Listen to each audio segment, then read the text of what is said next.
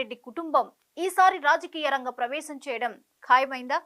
వివేక సొంత మనుషులు ఎన్నికల బరిలో దిగనున్నారా అంటే అవుననే సమాధానం వస్తోంది. గత కొద్ది రోజులుగా కడప జిల్లాలో జరుగుతున్న ప్రచారానికి తగ్గట్లే పరిణామాలు చోటు చేసుకుంటున్నాయి.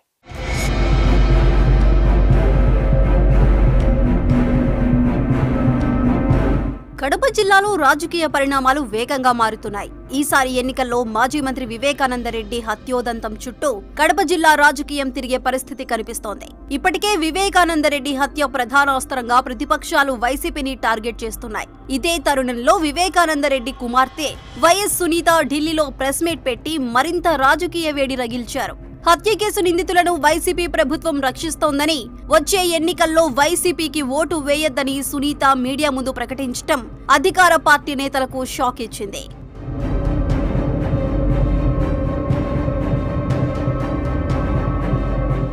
ఎన్నికలు సమీపిస్తున్న నేపథ్యంలో వివేక హత్య కేసును ప్రజల్లోకి తీసుకువెళ్లేందుకు ఓవైపు ప్రతిపక్షాలు వ్యూహరచన చేస్తుంటే, మరోవైపు డాక్టర్ వైఎస్ సునీత కూడా ప్రజల్లోకి వచ్చేందుకు సిద్ధమవుతున్నట్లు తెలుస్తోంది. వివేక కుటుంబం ప్రత్యక్ష రాజకీయాల్లో ఎంట్రీ ఇవ్వటానికి సన్నాహాలు చేసుకుంటున్నారన్న ప్రచారం కడప జిల్లాలో హాట్ టాపిక్ గా మారింది.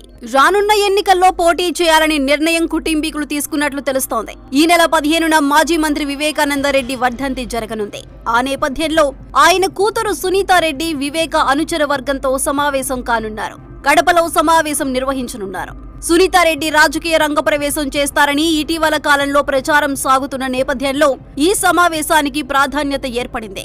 కాంగ్రెస్ పార్టీ ఆంధ్రప్రదేశ్ అధ్యక్షురాలిగా వైఎస్ షర్మిల బాధ్యతలు చేపట్టిన తరువాత ఇడుపులపాయలో ఆమెతో సునీతారెడ్డి భేటీ అయ్యారు. ఆ భేటీపై రాజకీయ వర్గాల్లో ఆసక్తికర చర్చ సాగింది. షర్మిల వెంటనే సునీత కూడా కాంగ్రెస్ పార్టీలో చేరతారని ప్రచారం కూడా జరిగింది.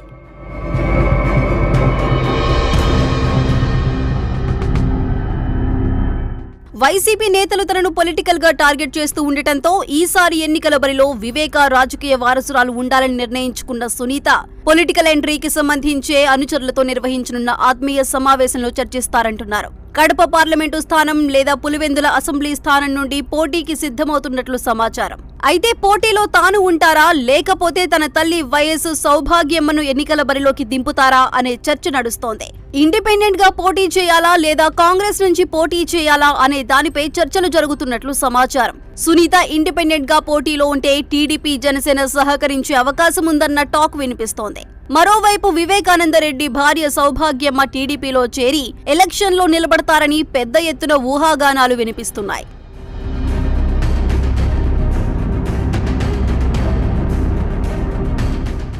ఏది ఏమైనా కడప జిల్లాలో మాజీ మంత్రి వివేక కుటుంబం రాజకీయ రంగ ప్రవేశం ఖాయమైనట్లు కనిపిస్తూ ఉండటంతో ఏం జరుగుతుందో అన్న ఉత్కంఠ జిల్లా వాసుల్లో నెలకొంది. వివేక ఫ్యామిలీ చేసే విమర్శలు, ఆరోపణలకు జగన్ పార్టీ ఎలా రియాక్ట్ అవుతుందనేది ఆసక్తికరంగా మారింది. వివేక హత్య జరిగి 5 ఏళ్లు గడుస్తున్నా కేసు విచారణలో పురోగతి లేదు. నిందితులు ఎవరో తేలలేదు. సునీత దానిపైనే న్యాయ పోరాటం చేస్తున్నారు.